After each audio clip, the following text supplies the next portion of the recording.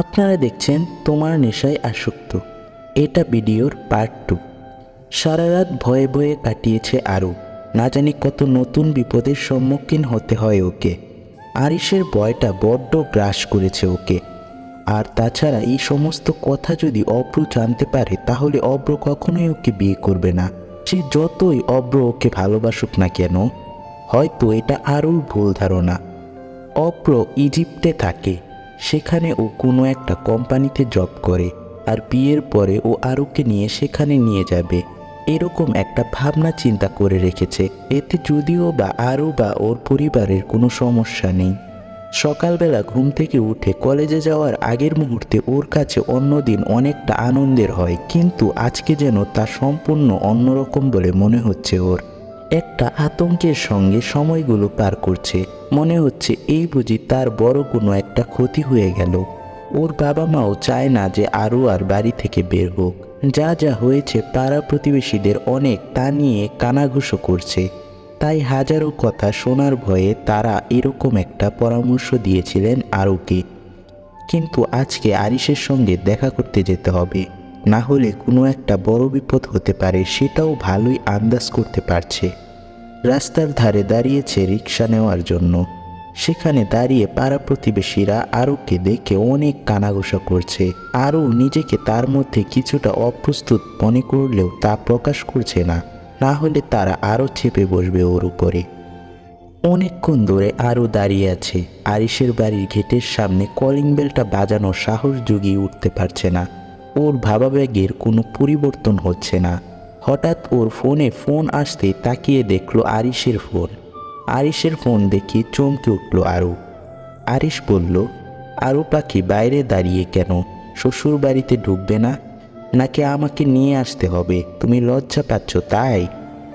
আরু বলল, আমি আসছি বলে কলিং বেল বাজাতেই একটা সার্ভেন্ট এসে দরজা খুলে দিল। আরু তাকে কিছু না জিজ্ঞাসা করতেই তিনি আরুকে বললেন যে উপরের ডান দিকের ঘরটা আরিশের। সিঁড়ি দিয়ে উঠেছে আর ক্রমাগত পা দুটো কাঁপছে, কারণ সারা বাড়িতে একটা মানুষও নেই। সার্ভেন্টগুলো নিজেদের কাজে ব্যস্ত। ও যদি কোনো বিপদে পড়ে তাহলে কেউ ওকে সাহায্য করার জন্য ছুটে আসবে না, তা বুঝতে আর বাকি নেই ওর। সার্ভেন্টের কথা মতো বড় রুমটার সামনে যেতেই দরজা খুলে আরিশ আরুর হাতটা টেনে ঘরের ভিতরে ঢুকিয়ে নিল। তারপরে সঙ্গে সঙ্গে কুলে নিয়ে ওকে বিছানার উপর ফেলে দিল। আরিশ এখন আরুর উপরে। ওর গরম নিঃশ্বাসগুলো ক্রমাগত আরুর মুখের উপর এসে আছড়ে পড়ে। চোখে রয়েছে হাজারো রাগের প্রকাশ, কিন্তু সেই রাগের কারণ আরুষির অজানা। অদ্ভুত এক নেশা রয়েছে আরিশের চোখে। আরু ভয়ে ভয়ে বলছে, আপনি প্লিজ আমার উপর থেকে সরে যান। আরু আর কিছু বলতে পারল না, কারণ তার আগে আরিশ আরুর ঠোঁট দুটোকে আঁকড়ে ধরল। হাত দুটোকে বিছানার সঙ্গে চেপে রেখেছে আরিশ। আরুষি ছটপট করছে আরিশের হাতের বাঁধন থেকে ছাড়া পাওয়ার জন্য, কিন্তু পেরে উঠছে না।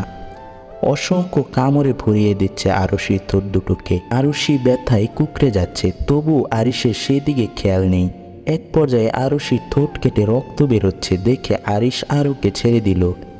আরুষি উঠে বসতেই ওর মুখ হাত দিয়ে দেখলো ঠোঁট কেটে রক্ত বেরোচ্ছে। রক্তটা দেখে আরও কেঁদে ফেলল।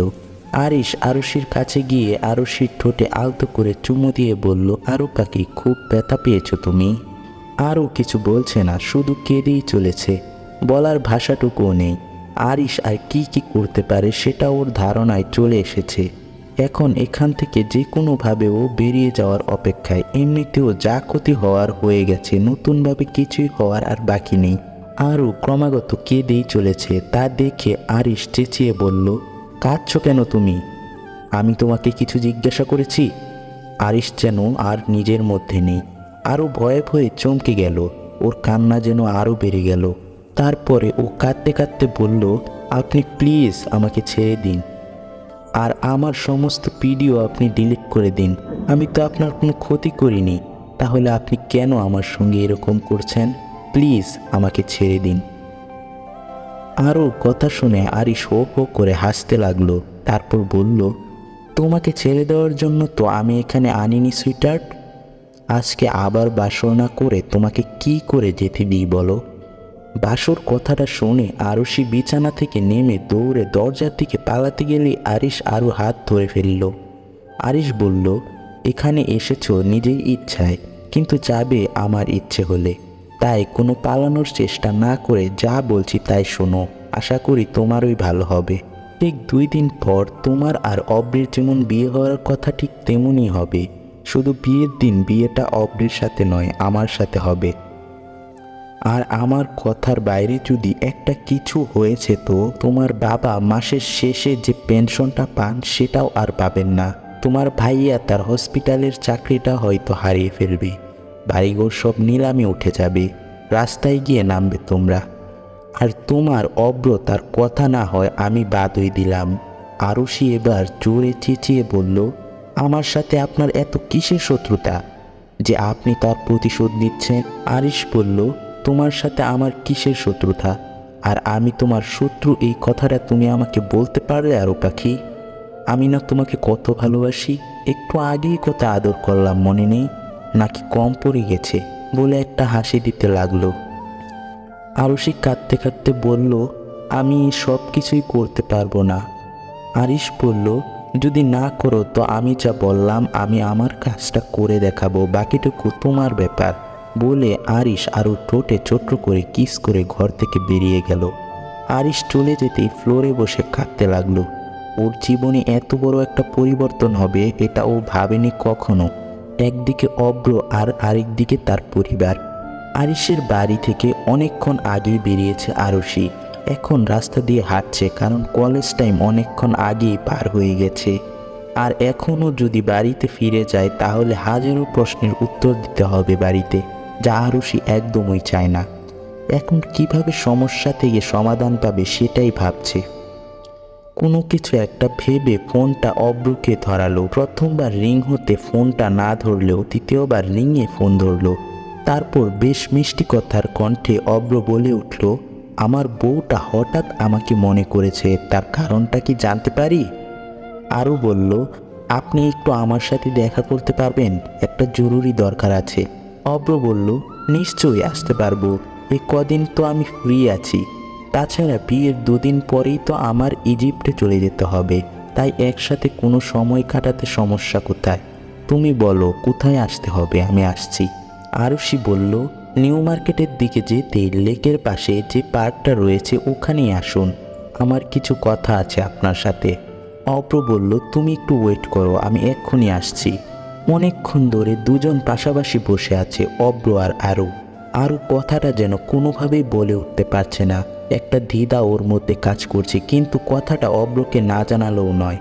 অব্র এবার এক হাত দিয়ে আরুর কোমরটাকে চেপে ধরে নিজের কাছে নিয়ে আসতে গেলে আরুষি অব্রের হাত ছাড়িয়ে একটু সরে বসলো দূরে। অব্র বলল, কি হলো, সরে গেলে যে? আরুষি অপ্রস্তুত হয়ে বলল, আসলে আমার আপনার সাথে কিছু কথা বলার ছিল। আসলে অব্রর ছোঁয়ার ব্যাপারটা আরুষির ঠিক ভালো লাগলো না, তাই অপ্রস্তুত হয়ে কিছু একটা সরে গেল দূরে। অব্র বিরক্তি হয়ে বলল, বলো। আরও বলতে শুরু করলো, দেখুন আমার সাথে আপনার বিয়ে হওয়ার আগে আমার সম্বন্ধে আমি আপনাকে কিছু বলতে চাই। অব্র বলল, কি বলতে চাও?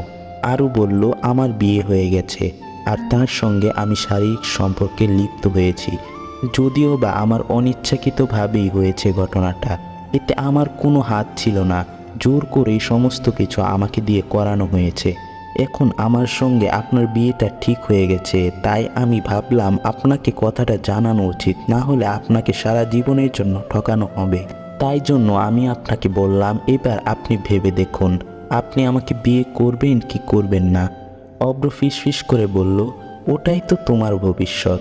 আরও বলল, আপনি কি কিছু বললেন আমাকে? অব্র বলল, কই না তো, আমি তো বলছিলাম যে কার এত সাহস যে তোমাকে বাজেভাবে স্পর্শ করে তার নামটা বলো, আমি তাকে ছাড়বো না।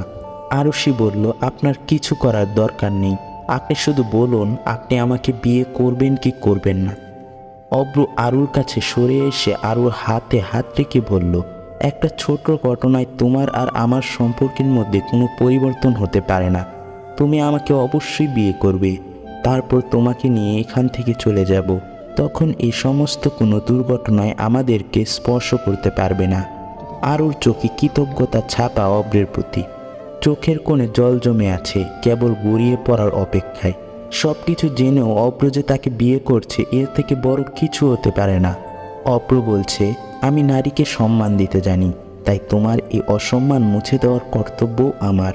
তাই তুমি চিন্তা করো না, সঠিক সময়ে আমাদের বিয়ে হবে ভালোভাবেই। বাইরে কোনো লোক কোনো কিছু ঝামেলা করতে পারবে না। আর আমি তোমাকে ইজিপ্টে নিয়ে গেলে তো তোমাকে আর কোনো চিন্তাই করতে হবে না, বলে একটা বাঁকা হাসি দিল। এই মুহূর্তে হয়তো এর অর্থ আরুর বোঝার ক্ষমতার বাইরে। রাত 11:30। ড্রয়িং রুমে আরিশের বাবা আর মা দুজনেই বসে আছে, অপেক্ষা করছে আরিশের বাড়ি ফেরার। কারণ এটা তার নিত্যদিনের কাজ। আরিশ বন্ধুদের সঙ্গে আড্ডা দিয়ে এই সময়ে বাড়ি ফেরে। তবে ওনারা ঠিক করলেন যে আজ এর একটা ব্যবস্থা করেই ছাড়বেন। সারা জীবন তো আর এইভাবে চলতে পারে না। এখন যদি তারা হাল না ধরে তাহলে ভবিষ্যতে আরিশকে পাল্টানো খুব মুশকিল হয়ে পড়বে। গাড়ির চাবিটা আঙ্গুলে ঘোরাতে ঘোরাতে বাড়িতে ঢুকতে আরিশ দেখতে পেল ড্রয়িং রুমে ওর বাবা মা বসে আছে। ওনাদের দেখে গুড নাইট বলে সিঁড়ি দিয়ে উঠতে যাচ্ছে, তখনই আরিশের বাবা বলে উঠল, এভাবে আর কতদিন? তাড়াতাড়ি বাড়ি ফিরতে পারো না?